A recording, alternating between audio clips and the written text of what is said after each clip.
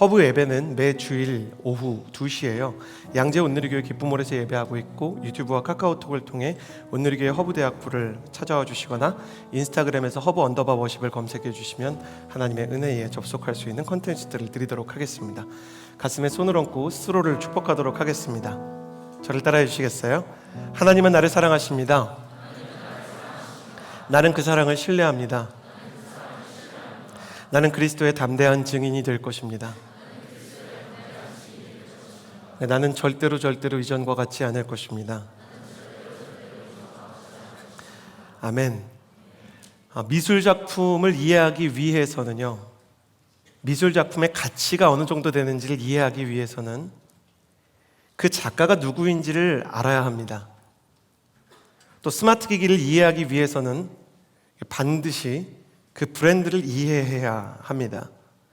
고흐에 대해서 이해하는 것이 별의 는 밤의 가치를 드러내고, 애플과 스티브 잡스에 대해서 알면 아이폰을 조금 더 효율적이고 가치 있게 사용할 수 있게 됩니다. 또 사람에 대한 가치도 이와 같습니다. 박지성이 위대한 축구선수라고 말할 때 그 근거 중에 하나는 박지성을 맨체스터 유나이티드로 초청했던 영국 프리미어 리그의 손에 꼽히는 명장 전설의 감독 알렉스 퍼거슨을 빼놓고 얘기할 수 없습니다. 알렉스 퍼거슨이 많은 돈과 시간과 직접 전화를 해서 박지성을 부를 정도라면 그는 정말 가치 있는 선수이자 정말 훌륭한 기록을 만들어갈 수 있는 선수가 될 잠재력을 가졌다는 뜻이죠.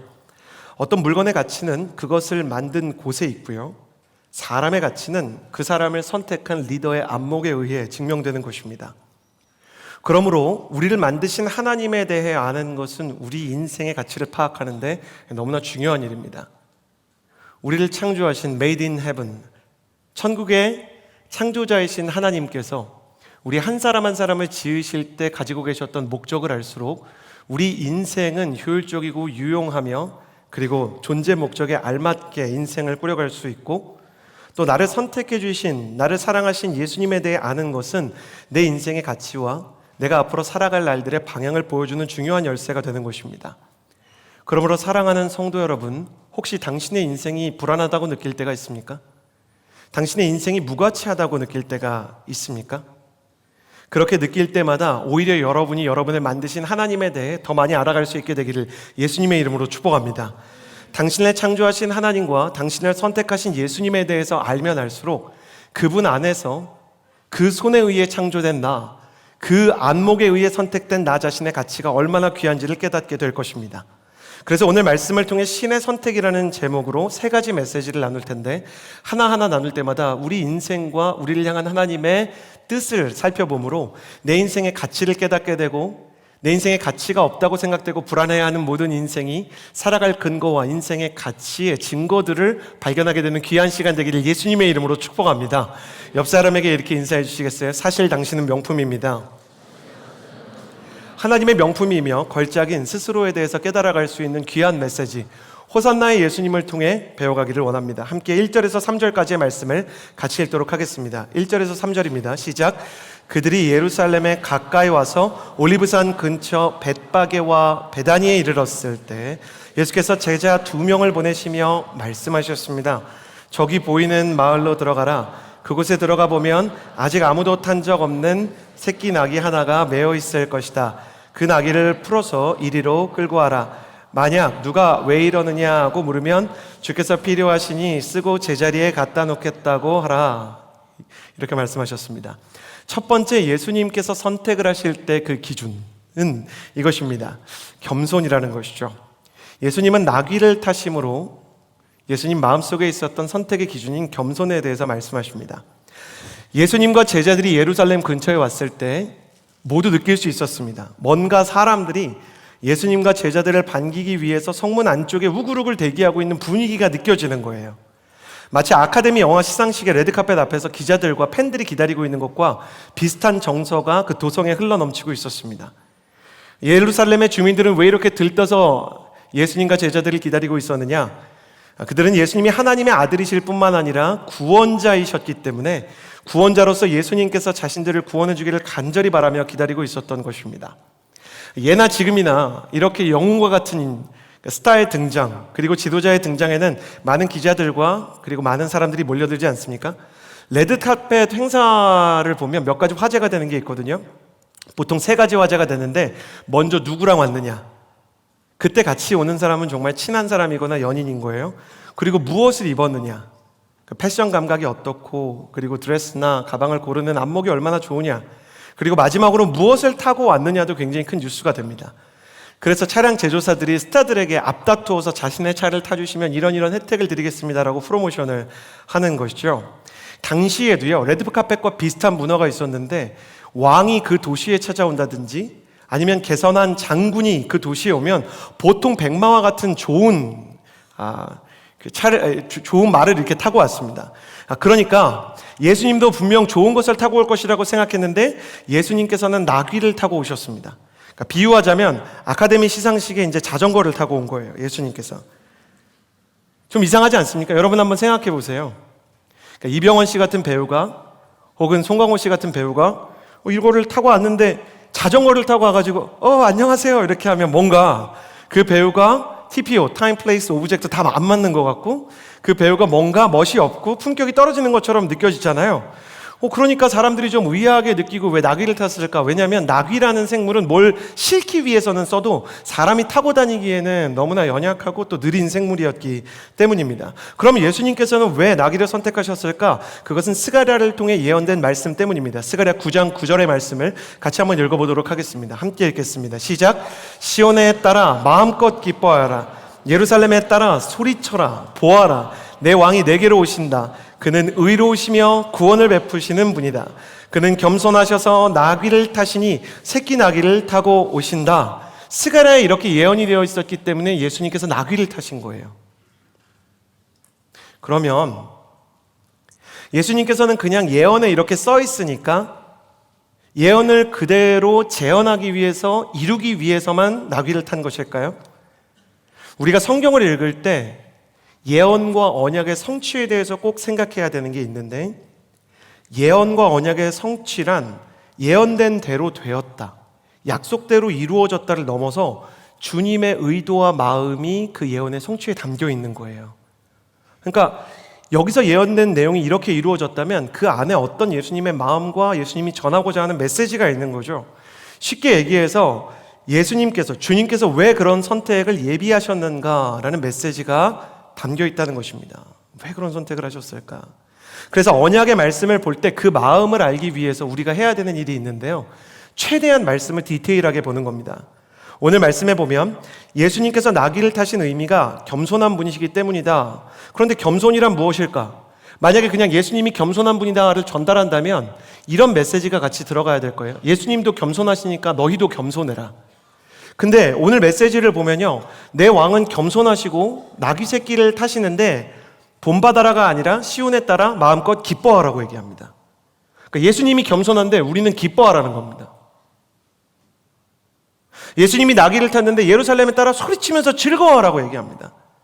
왜 즐거워하라고 할까? 성경에서 무언가를 즐거워하고 기뻐하라고 하면 대부분의 경우 하나님께서 우리를 향해 주시는 은혜가 있기 때문이에요. 예수님의 겸손이 나귀에 대한 게 아니라 우리에 대한 은혜라는 겁니다. 왜 은혜인가? 이렇게 얘기할 수 있습니다. 예수님은 초라한 나귀를 선택하셔서 그것을 통해 상징적으로 부족한 우리를 선택하겠다는 마음을 드러내시는 거예요. 세상에는 백마와 같은 사람이 있어요. 학벌도 좋고, 그리고 타고난 재능도 높고, 집안 가풍도 되게 좋은데, 물려받을 유산도 많고, 심지어 잘생겼는데 성품과 신앙까지 좋아요. 그런 사람이 있겠느냐마는 나와 상관없을 뿐이지 어딘가 있긴 있어요. 그런데 그런 사람을 주님께서 쓰시는 게 아니라 갈릴리에서 선택한 지식에 대해, 성경에 대해, 진리에 대해, 철학에 대해, 군사와 경영에 대해 잘 알지 못하는 어부 12사람을 선택하신 예수님은 이미 나귀를 선택하듯이 일평생을 살아오셨고 일평생을 사역하셨다는 거예요. 예수님은 그 순간에만 나귀를 선택한 게 아니었어요. 이미 시몬 베드로를 수제자로 부르셨을 때 그는 나귀를 탄 것과 똑같은 것입니다. 문둥병자와 수로보니게 여인을 만났을 때, 사마리아에 남편 5이 있었던 여인을 만났을 때 예수님께서는 이미 나귀를 타신 거나 마찬가지입니다. 그리고 옆 사람을 한번 보시겠어요? 이런 사람들을 하나님께서 부르셨을 때 저와 여러분같이 연약한 사람을 다 부르셨을 때 우리가 각자의 얼굴을 볼 뿐 그 내면을 모르지만 스스로 알고 있는 그 연약함에도 불구하고 나귀와 같은 우리를 주님께서 거절하지 않으신다는 겁니다. 그것을 말하고 싶었던 것이죠. 취업 포털 사이트 잡코리아가 한 출판사와 함께 남녀 직장인 1176명을 대상으로 대규모 앙케이트를 했는데 완벽주의에 대한 조사를 했어요. 대한민국의 민 얼굴입니다. 나는 직장에서 완벽주의를 추구한다는 응답자는 무려 67.2%, OECD 평균의 3배가 넘는 양이었습니다. 완벽주의가 업무 성과를 높인다고 생각하느냐라는 질문에 그렇다가 61.3%. 그런데 정말 안타까운 건 다른 조사에서 완벽주의가 나를 행복하게 하는가? 17%입니다. 우리는 우리를 행복하게 하지 못할 완벽주의를 쫓아가면서 완벽해야 하고 실수가 없고 실패가 없어야 되는 인생을 살아야만 가치 있는 사람인 것처럼 느껴요. 백마가 되지 않으면 사회에서 도태된다고 느껴요. 꿈을 이룰 수 없다고 느껴요. 그래서 우리 인생 가운데 불안함이 있는 것이죠. 지독한 경쟁사회에서는 남들보다 뒤로 물러서면 백마가 되지 못하면 도태되고 가치가 없다고 느끼기 때문에 완벽을 추구하는 사람들, 완벽주의의 최대 부작용이 혹시 뭔지 아세요? 심리학적으로? 완벽을 연기해야 된다는 거예요. 그러다 보면 다른 사람에게 실수를 떠넘기거나 다른 사람을 비난하거나 누군가에게 분노하는 것이 쉬워진다는 것입니다. 저는 이렇게 완벽을 지독하게 추구하는 우리나라 사람들의 통계를 보면서 그런 생각이 들었습니다. 나의 실수를 누구보다 가장 용납하기 어려워하는 사람은 나 자신이 아닌지. 내가 나의 실수를 용서하는 게 가장 어려운 것이죠. 신앙도 마찬가지입니다. 제가 허브 공동체에서 가장 많이 받은 메일과 카카오톡 질문 중에 이런 게 많았어요. 목사님, 혹시 이렇게 하면 죄인가요? 최대한 저에게 마치 검찰 조사서 같은 자기 인생에 대한 조서 같은 걸 하나 보낸 다음에 여기에서 이렇게 선택하면 혹시 죄일까요? 그러니까 제가 변호사가 된 느낌이에요. 변호사님, 구속을 면할 수 있을까요? 막 이런 걸 보내는 거예요. 그 질문이 전 이렇게 들릴 때가 너무 많은 거예요. 이렇게 하면 하나님께서 저를 싫어하실까요? 이렇게 하면 하나님께서 저를 버리실까요? 제가 이렇게 부족한데 하나님께서 과연 저와 함께하고 싶으실까요? 그 질문에 대한 답을 다시 오늘 말씀을 통해 드립니다. 내가 너무 못나 보일 때 나귀를 선택하신 예수님을 기억하십시오. 옆 사람에게 인사해 주시겠어요? 당신은 나귀입니다. 한 번 더 인사해 주시겠어요? 당신은 말이 아닙니다. 옆 사람한테 마음 같아서는 히잉도 해보라고 하고 싶은데 그건 너무 무리인 것 같아서요. 아직 우리 공동체가 그렇게 되기에는 좀 더 많이 친해져야 될 것 같고, 우리는 나귀라는 것입니다. 여러분, 오히려 말인 척 가장하고 행동하면 하나님께서 우리를 쓰시기가 더 불편할 뿐입니다. 완벽을 추구하면 추구할수록 예수님의 십자가와 나는 관련이 없어지는 것입니다. 예수님은 연약하기 때문에 나를 선택하십니다. 저와 여러분이 나귀이기 때문에 예수님께서 나를 불쌍히 여기시고 사랑해 주십니다. 나귀인 자신을 보면서 낙심하지 마십시오. 예수님께서는 당신의 등에 올랐다 당신과 함께 가겠다고 말씀하시기 때문입니다. 정반대의 묵상도 할 수 있습니다. 기도든 섬김이든 예배든 순모임이든 선교든 내가 리더십을 섬기면서 혹은 내가 어떤 사역을 섬기면서 내가 교회에서 헌금을 하거나 아니면 어른으로서 멘토로서 목회자로서 누군가를 섬기며 나아갈 때 내가 무엇을 잘해서 저 사람들이 은혜 받는 것처럼 착각해서는 안 되겠습니다. 저도 마찬가지입니다. 그 설교자로서 설교를 잘해서 은혜 받는다는 착각은 설교자에게 가장 위험한 독이 아닌가 생각합니다. 만약 사람들이 실제로 은혜를 받는다고 해도 우리가 잊지 말아야 될 것은 내가 너무 훌륭하게 느껴질 때도 내가 낙이라는 사실을 잊어서는 안 되는 것입니다. 전 좀 생뚱맞지만 이런 상상을 해보았습니다. 저에 대한 생각입니다. 전 가끔 이렇게 누군가 목사님, 정말 목사님 때문에 은혜를 받았습니다. 그럼 아니에요. 하나님이 은혜 주신 거죠. 그러면서 속으로는 사실 원숭이 한 마리가 마음속에서 춤추는 것 같은 느낌을 받습니다. 그러면 마음속에 예수님이 어떤 묵상을 주시냐면 예수님께서 나귀를 타고 가고 사람들이 환호성을 지르는데 나귀가 자기한테 소리를 지르는 줄 아는 거예요. 저는 나귀긴 나귀인데 되게 신나 있는 나귀인 것 같습니다. 그래서 가끔 예수님께서 제 등에서 내리시는 때도 있는 것 같습니다. 나귀 혼자 가면 아무 일이 일어나지 않습니다. 나귀 혼자 가면 그래봐야 나귀일 뿐입니다. 그럴 때쯤 역시 나는 안 되겠어. 그럼 예수님께서 안 되겠지? 그러고 다시 찾아오셔서 저와 함께 일하십니다. 여러분, 너무 잘 될 때도 자만하지 마십시오. 사람들이 나를 통해 은혜 받는 것은 나의 의나 어떠함이나 은사 때문이 아니라 내가 예수님을 등에 태웠기 때문입니다. 가슴에 손을 얹고 저를 따라해 주시겠어요? 나는 예수님을 태운 낙이다. 이 한 문장을 여러분의 어딘가에 기록해 두시길 바랍니다. 다시 한번, 나는 예수님을 태운 낙이다. 예수님께서 선택하신 낙이기 때문에 자부심이 있는 것이고, 예수님께서 타였기 때문에 능력이 있는 것이지 나 자신에게 대단한 것은 없다는 것입니다. 이것이 바로 겸손과 자부심의 공존이 가능한 상황입니다. 예수님으로 인해서 자부심을 가지고 예수님 때문에 힘을 얻는 것이죠. 예수님께서는 예루살렘 입성을 통해 우리의 가치에 대해서 말씀하십니다. 부족하고 연약해도 우리를 주님께서 선택하시고 연약함에도 함께 하시기 때문에 우리는 그분과 함께 동행하는 아름다운 나귀가 되었다는 것입니다. 저는 여러분의 인생 가운데 초라하게 느껴지는 모든 순간에 예수 그리스도께서 함께 하신다는 것을 경험할 수 있는 임재의 사람, 은혜의 사람 되기를 예수님의 이름으로 축복합니다. 계속해서 말씀을 읽어보도록 하겠습니다. 두 번째 메시지 4절에서 6절까지의 말씀입니다. 함께 같이 읽도록 하겠습니다. 시작. 그들이 가서 보니 길거리 어느 문 앞에 새끼 나귀가 매어 있었습니다. 그들이 나귀를 풀고 있는데 거기 서 있던 사람들에게 물었습니다. 뭐라는 것이요? 왜 나귀를 풀고 있소? 그들이 예수께서 일러주신 대로 대답하자 그 사람들이 허락해 주었습니다. 두 번째 예수님께서 선택하시는 기준이 나오는데 그것은 순종입니다. 저를 따라해 주시겠어요? 예수님께서는 순종을 중요한 기준으로 생각하신다. 네, 예수님께서 순종을 중요한 기준으로 생각하신다는 거예요. 여기서 특별히 나오는 순종은 그냥 순종이 아니라 묻지도 않고 하는 순종입니다. 예수님께서 건넌 마을에 아무도 사람을 태운 적 없는 나귀가 있다는 것을 가장 확실히 알고 계셨습니다. 그 나귀가 어느 집에 있는지 가장 잘 아는 것도 예수님이었습니다. 그렇죠? 예수님은 다 아시니까 예수님이 직접 가져오는 게 제일 빠르잖아요. 이해가 되시죠? 아는 사람이 가져와야지. 모르는 사람이 뒤져서 가져온 거 어려운 거잖아요. 그런데 예수님께서는 두 제자를 보내셔서 나귀를 빌려오도록 하셨습니다. 왜 그럴까요? 그냥 심부름을 시킨 걸까요? 아니면 예수님이 너무 바쁘거나 피곤하셨을까요? 그렇지 않습니다. 그랬으면 예수님이 더 피곤한 날 많은 심부름을 시켰겠죠. 예수님이 심부름을 시킬 때는 심부름을 받는 그 사람이 배워야 하는 귀한 선물과 아름다운 교훈이 있기 때문입니다. 예수님께서는 제자들에게 말씀을 따라 걷는 순종의 가치를 알려주기 위해 나귀를 가져오라 라고 말씀하셨어요. 제자들은 이 순간을 통해 순종함으로 그 순종의 가치가 어떤 결과를 낳는지를 알게 되었죠. 순종에는 놀라운 힘이 있습니다. 여러분 수박 좋아하세요? 수박 좋아하는 분? 저 수박 진짜 좋아합니다. 얼른 수박 먹을 수 있는 여름이 왔으면 좋겠어요. 요즘에는 씨 없는 수박도 많이 나옵니다만 역시 수박의 근본은 씨 있는 수박이죠. 살면서 수박 씨 한 번은 보셨죠? 근데 이 수박 씨에 놀라운 자연과학적 비밀이 있는 거 아세요? 생물학적 기적이 있는 거.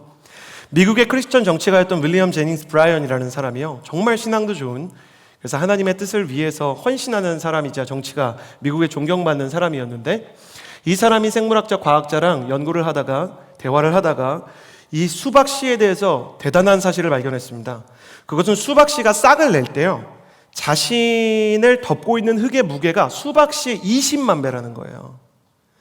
그러니까 수박씨의 면적을 정말 이 수박이 안전하게 자라기 위해서 깊이 심으면 이 수박씨가 20만 배까지 그 질량을 뚫더라는 거예요. 여러분 식물 싹 되게 약하잖아요. 근데 그걸 어떻게 뚫고 나올까? 이 생명의 경이로움을 느끼고 이 경이로움을 설명할 수 있다면 나도 신의 신비에 대해서 설명하겠다. 하나님의 경이로움은 수박씨 하나만 봐도 설명할 수 없을 정도로 위대하다라고 얘기했습니다. 성경은 하나님의 말씀을 이 아름다운 생명력과 위대한 저력을 가진 씨앗에 비유합니다. 마가복음 4장의 천국 비유를 보면 하나님의 말씀을 씨앗에 비유하셨고요, 베드로전서 1장 23절 역시 하나님의 말씀은 뭐라고요? 썩지 않는 씨앗이라고 이야기하는 것입니다. 수박씨가 수십만 배에 달하는 흙의 무게를 밀어내고 싹을 내듯이 하나님의 말씀도 내 힘의 수십만 배가 될 것 같은 삶의 문제, 내 힘으로는 도저히 들어올릴 수 없을 것 같은 아픔을 뚫는 생명력과 능력의 근거가 된다는 것입니다. 예수님께서는 이 말씀의 능력을 알게 하시려고 말씀대로 순종해봐라, 놀라운 일을 경험하게 될 것이다, 건넌 마을로 가서 나귀를 빌려오라, 그냥 이렇게 말씀하셨어요. 근데 이 말씀이 진짜 이상합니다. 건넌 마을은 범위가 너무 커요. 양재역 사거리에 가면 아무도 타지 않은 자전거가 있을 텐데 그것을 가져와라. 저는 질문이 많을 것 같아요. 일단 몇 번 출근가요?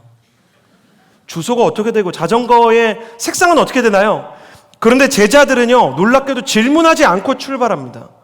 오랫동안 예수님을 따르면서 배우게 된 게 있는데, 예수님께서 정보를 덜 주셨으면 제자들은 일단 순종해야 다음 정보가 나를 찾아온다는 걸 알게 됐어요.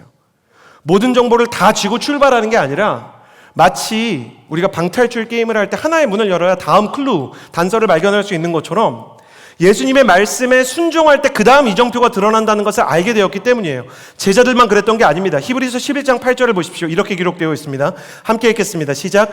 믿음으로 아브라함은 부르심을 받았을 때 순종해 장차 유업으로 받을 곳으로 나아갔습니다. 그런데 그는 어디로 가는지 알지 못하고 나아갔습니다. 주님께서 너 본토 친척 아비집 떠나서 지시할 땅으로 가라. 근데 지시하는 땅의 범위가 너무 큰 거예요. 어딘지 모르겠는 거예요. 그러니까 많은 질문이 있는 거죠. 여러분에게 그냥 주님이 한마디만 하시면 되게 혼란스럽지 않겠어요? 유학을 가라. 어디? 유학 가야 되는 데가 되게 많잖아요. 그리고 돈은 어떡하죠? 누구한테 도움을 구하죠? 너무너무 궁금한 게 많잖아요. 아브라함도 그랬을 겁니다. 그런데 순종은 이해되지 않는 상황 속에서 일단 한 걸음을 가는 태도입니다. 왜 한 걸음을 가는가? 하나님이 거기까지 말씀하셨기 때문이에요. 많은 사람들이 하나님이 끝까지 얘기하시면 가겠다고 얘기합니다. 그러나 성경의 원리는, 하나님께서 가지고 계시는 믿음의 법칙은 그러한 방식을 지지하지 않습니다. 하나님이 일부 얘기하시면 일부까지 가는 것입니다. 하나님께서 조금 말씀하시면 조금 가는 것입니다.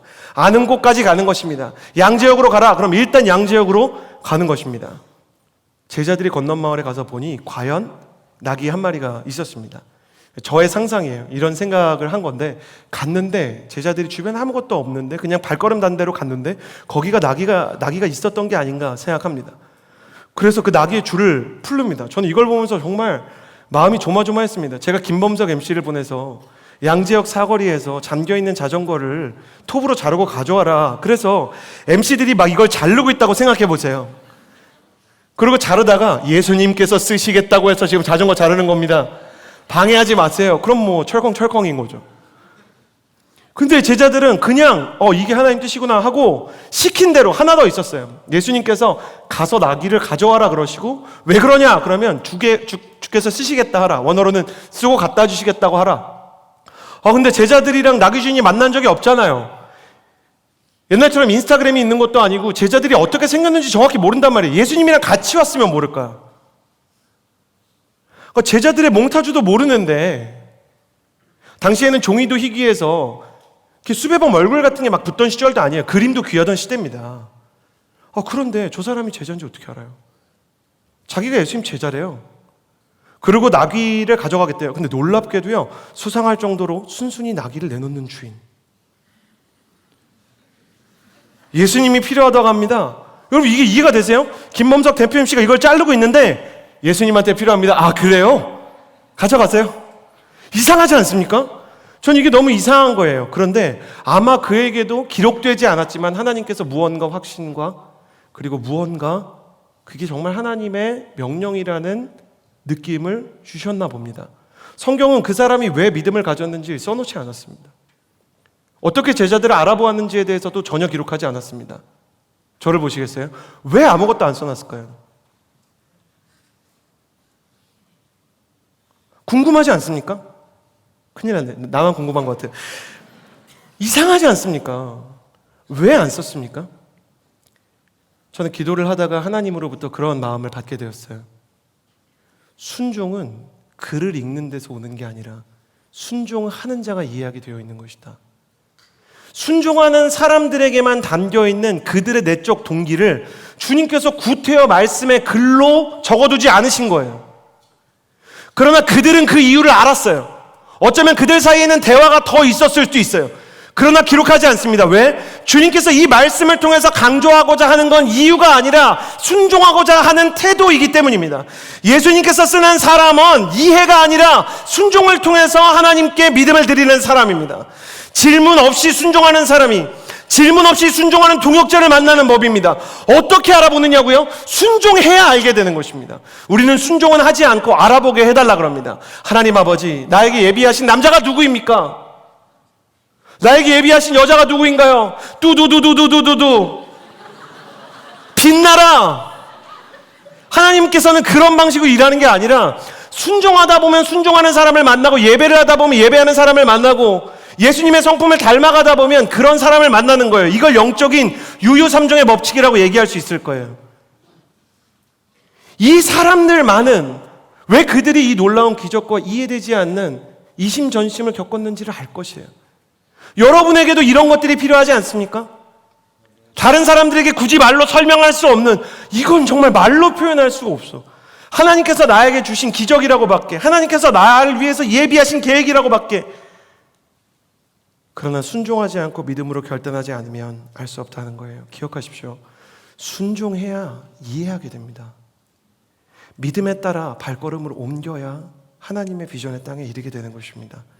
순종 없이 질문만 해서 얻을 수 있는 답은 없습니다. 설령 답을 얻는다 한들 그게 믿음이 되지는 않을 것입니다. 여러분, 하나님의 일을 보고 싶지 않으세요?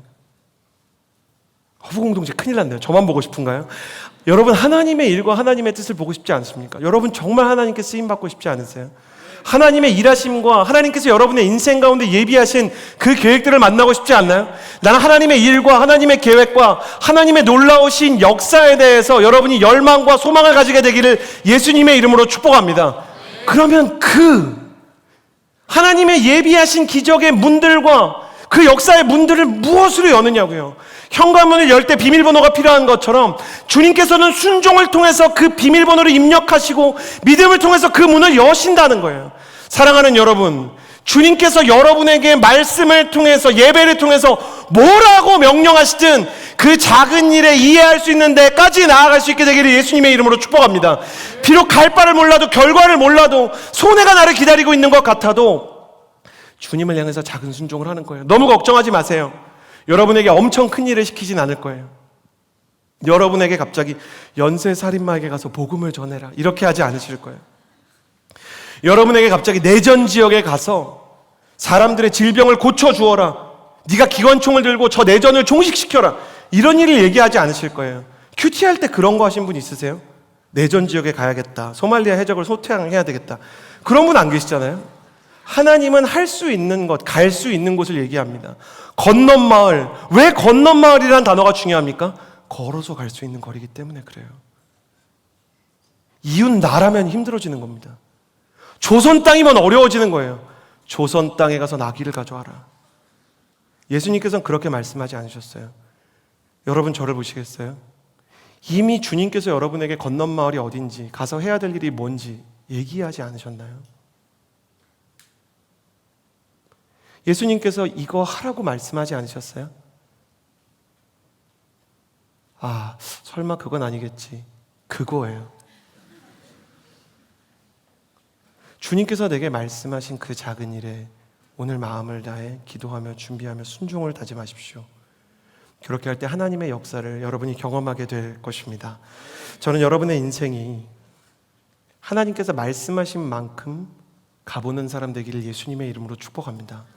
하나님께서 나를 이끄시는 만큼 따라갈 수 있게 되기를 예수님의 이름으로 축복합니다. 그렇게 하나님 앞에 묻지 않고 주님께서 지시하는 만큼 그 말씀을 따라가는 사람을 주님이 쓰셨다. 마지막입니다. 7절에서 11절의 말씀 같이 한번 읽도록 하겠습니다. 시작. 그들이 나귀를 예수께 끌고 와서 자기들의 겉옷을 그 위에 얹어드리자 예수께서 나귀를 타셨습니다. 길 위에 겉옷을 깔아드렸고 또 어떤 사람들은 들에서 나뭇가지를 꺾어와 길에 깔기도 했습니다. 앞서가는 사람들과 뒤따라가는 사람들이 외쳤습니다. 호산나, 복이 있으리로다. 주의 이름으로 오시는 분이여 복이 있도다. 다가오는 우리 조상 다윗의 나라여 지극히 높은 곳에서 호산나. 예수께서 예루살렘에 도착하시자 성전으로 들어가셨습니다. 예수께서는 모든 것을 둘러보시고는 이미 날이 저물었으므로 12제자들과 함께 베다니로 들어가셨습니다. 아멘. 예수님께서 선택하신 것은, 예수님께서 스스로 선택하신 우리를 위한 가장 값진 선택은 십자가, 끝없는 사랑의 길이었습니다. 오늘 예수님께서 입성하는 장면은요, 사복음서에 전부 다 기록되어 있거든요. 사복음서에 전부 다 기록되어 있는 사건은 성경에서도 복음서에서도 예수님이 하신 일 중에 가장 중요한 일이에요. 제자들이 이 사건을 정말 중요한 일로 생각했다는 건데요. 요한복음의 같은 사건에 대해 이야기할 때 예수님께서 예루살렘 성문으로 들어오실 때 사람들이 어떤 나무를 흔들었는지 그 나무의 품종을 기록해 두었어요. 그건 바로 종려나무 나뭇가지였다고 합니다. 왜 종려나무 가지였을까? 많은 나뭇가지 중에 단풍나무도 있을 수 있고 벚꽃나무도 있을 수 있는데 여기에는 중요한 의미가 있습니다. 유대 역사를 이해해야 우리가 이것을 이해할 수 있습니다.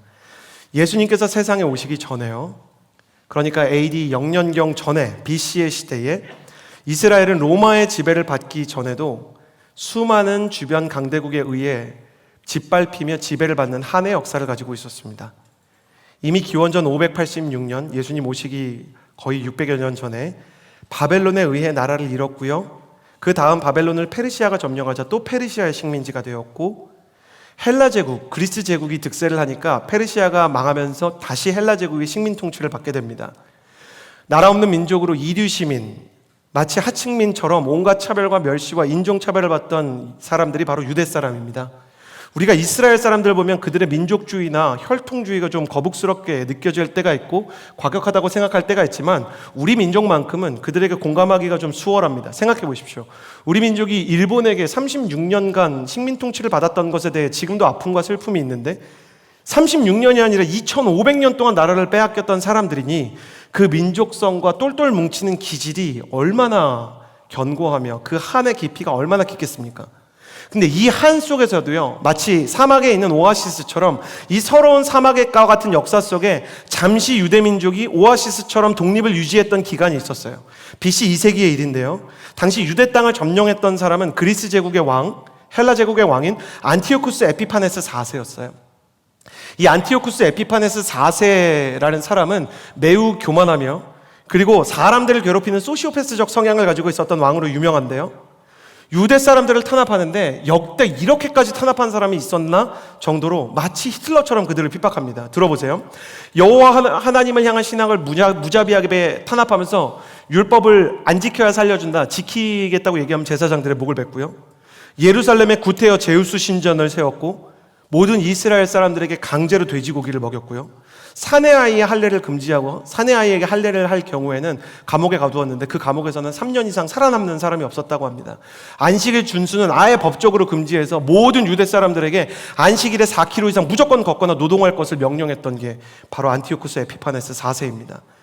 견디다 못한 유다 민족의 제사장 중에 마타디아라는 사람이 있었는데 왕의 사자가 와서 제우스 신에게 제사장으로서 예배를 드리라 그래요. 그러니까 이 사람이 버팁니다. 근데 자기 리더를 위해서요, 밑에 있는 제사장이 제우스 신에게 제사를 드리려고 하니까 마티아스가 자기 부하의 목을 베어요. 그리고 왕의 사자의 목을 뱁니다.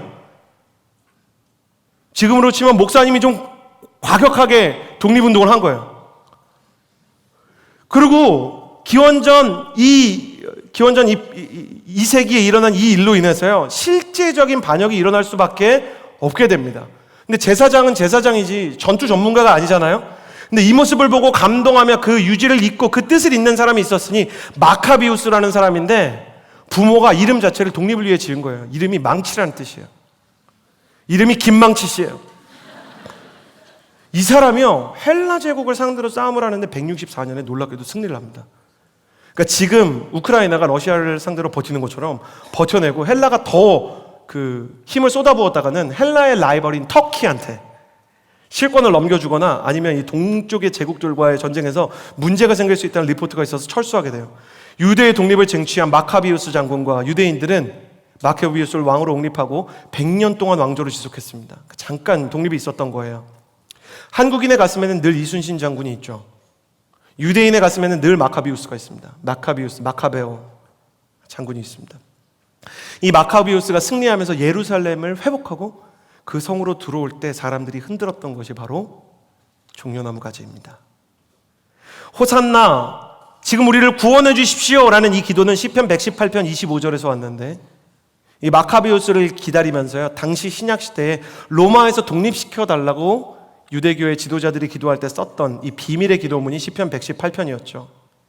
그러니 지금 종려나무를 흔들고 시편 118편의 호산나를 인용하는 이 사람들은요, 예수님을 보면서 다시 한번 마카비우스의 혁명을 기대하는 것입니다. 예수님, 로마를 상대로 전쟁을 일으켜 주세요. 우리는 죽을 각오가 됐습니다. 다시 한번 우리나라의 독립을 이루어 주십시오. 폭탄이든 칼이든 주세요. 승리하겠습니다. 그러나 예수님께서는 정치적인 혁명이나 전쟁으로 로마를 뒤집을 뜻이 없으셨습니다. 예수님은 정치가가 아니라 혹은 정치적 혁명이나 경제적 풍요를 통해 유대인을 로마에서 구원해낼 뿐이 아니라 하나님의 사랑과 말씀, 진리의 영원한 생명을 통해 온 인류를 로마가 아닌 죄에서 구원하실 분이셨어요. 그분께서는 복음을 통해 로마를 지배하실 계획을 이미 세우셨고 온 세상을 하나님의 통치 아래 두실 방법을 생각하고 계셨어요. 그러나 백성들은 이것을 깨달을 수 없었어요. 중요한 게 뭔지 아세요? 예수님께서 이걸 비밀하게 얘기하신 게 아니고 이미 계속 얘기하셨어요. 내 나라는 칼과 창에 있지 않고 정치적 혁명에 있지 않다 계속 얘기하셨어요.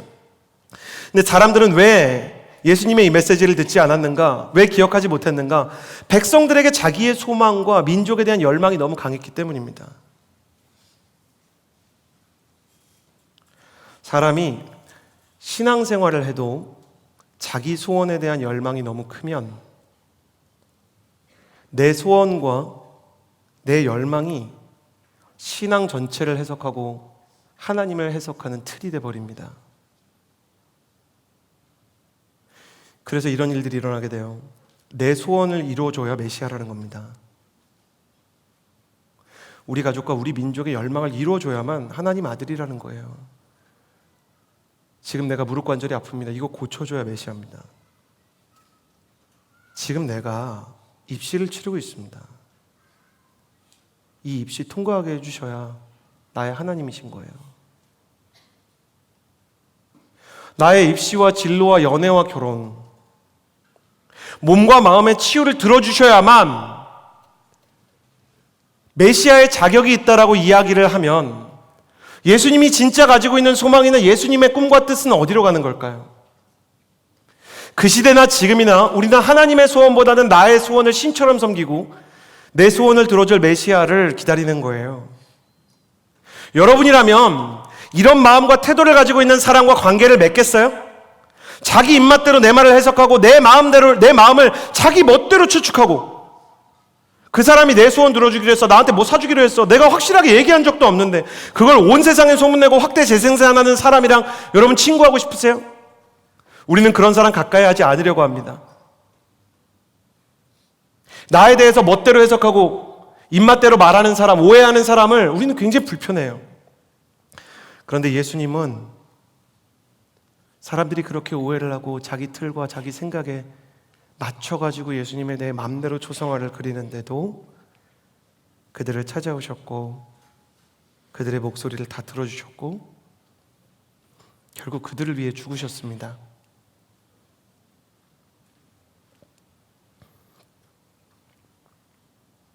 그것도 나를 구원해 주십시오 호산나를 외치던 그들이 예수님을 십자가에 못 박은 것이죠. 지금도 우리는 예수님을 우리의 소원에 맞춰서 해석하잖아요. 내 소원, 내 열망, 내 출세, 내 축복 보장해 주시고 성취해 주시고 응답해 주셔야 나의 하나님입니다. 2000년 전이나 2000년 후에나 우리는 소원을 담아서 예수님께 호산나를 외칩니다. 나 좋은 학교 보내주세요. 좋은 직장 보내주세요. 그 남자, 그 여자가 누군지 알려주세요. 그러다 보니 나의 소원에 대한 기도는 날로 뜨거워져도 예수님의 소원이 무엇인지에 대해서는 눈과 귀를 닫습니다. 기복신앙이라는 거는 그 자체로 불필요한 건 아니에요. 하나님께서 우리에게 은혜 주시고 복 주시는 건 좋은 건데 기복신앙에 갇히면 왜 진짜 신앙이 사라지게 되냐면 예수님이 뭘 원하시는지에 대해 관심 없는 사람이 돼버려요. 여러분, 예수님은 당신에게 무엇을 원하는지 묻고 계십니까? 예수님이 나를 왜 지으셨고 나에 대해서 어떤 계획을 가지고 나를 통해 살리고자 하는 영혼에게 내 발걸음이 가고 있습니까? 우리는 우리의 소원과 우리의 아픔이 너무 커서 마음대로 해석하지만 더 중요한 게 있어요. 그래도 예수님은 그런 우리를 위해서 십자가를 지러 가시는 겁니다. 그게 사랑입니다. 예수님의 사랑은 오해를 받아도 서운해하지 않는 강인한 사랑입니다. 예수님의 사랑은 저와 여러분이 지 멋대로 예수님을 해석해도 기다려주고 품어주고 저 아이가 아직 연약해서 다 이해해주고 그리고 헤아려주는 깊은 기다림입니다. 예수님의 사랑은 심지어 내 소원을 들어주지 않는 하나님, 도대체 나한테 왜 이러십니까? 하나님, 내 기도를 듣고는 계십니까? 라는 원망에도 저와 여러분을 위해서 십자가를 지셨던 헌신입니다. 예수님은 저와 여러분의 삐뚤어진 신앙과 하나밖에 보지 못하는 눈먼 장님과 같은 소원과 열망에 불나방처럼 달려드는 우리의 부족함에도 불구하고 우리를 사랑하시고 우리에게 오셨습니다. 예수님께서 오늘 호산나를 준비하는 지명 중에 베단이라는 곳이 나와요. 성경에서 벳 그리고 이제 받침이 나와서 벳 하면요, 벳다니 그러면 이제 벳아니거든요. 벳은 뭐뭐의 집이라는 거고요, 아니는 가난한 자들의 집이라는 곳이에요. 그러니까 예루살렘 주변에 이제 분당이나 혹은 과천이나 혹은 수원처럼 이렇게 위성 도시 중에 하나였는데 사실상 빈민촌이었어요. 가난한 사람들 모여 사는 곳. 근데 예수님께서는 예루살렘 근처로 올 때마다 가난한 자들의 동네 베다니에서 잠을 청하셨거든요. 왜 그랬냐? 이유는 단순했어요. 예수님이 사랑하는 마리아와 마르다 아시죠? 나사로가 그 동네에 살았기 때문에 그래요. 마리아와 마르다, 나사로는 좋은 사람이었지만 예수님의 소원이 뭔지 제자들처럼 역시 알지 못하는 사람이었어요. 그냥 예수님을 좋아하고 예수님 너무 좋아요는 있지만 예수님의 꿈이 진짜 뭔지, 예수님의 복음이 뭔지는 헤아릴 만한 지적 수준이나 영적인 수준이 되지 않는 사람. 그런데도 예수님께서는요, 그들과 함께 있기를 좋아하셨어요. 자녀 얘기를 해서 죄송합니다만 저한테는 아들과 딸이 있는데 말이 통하지 않을 때가 많죠. 지적인 수준이나 정보에 대해서나 신앙에 대해서도 이 아이들과 제가 생각하고 경험한 바가 너무 달라요. 그러나 그렇다고 해서 어떤 부모가 자녀와 대화하지 않겠습니까? 어떤 부모가 자녀와 시간을 함께 하는 것을 괴로워하겠습니까? 하나님께서는 예수 그리스도를 통해 우리에게 말씀하세요. 내가 너를 사랑하기 때문에 네가 뭘 몰라도, 네가 좀 삐뚤어져 있어도 난 널 기다릴 수 있어. 나는 그래도 너를 위해서 십자가를 질 거야. 내 소원보다 너의 소원이 더 중요해도, 내 마음을 알려고 하지 않아도 나는 너를 위해서 십자가를 질래.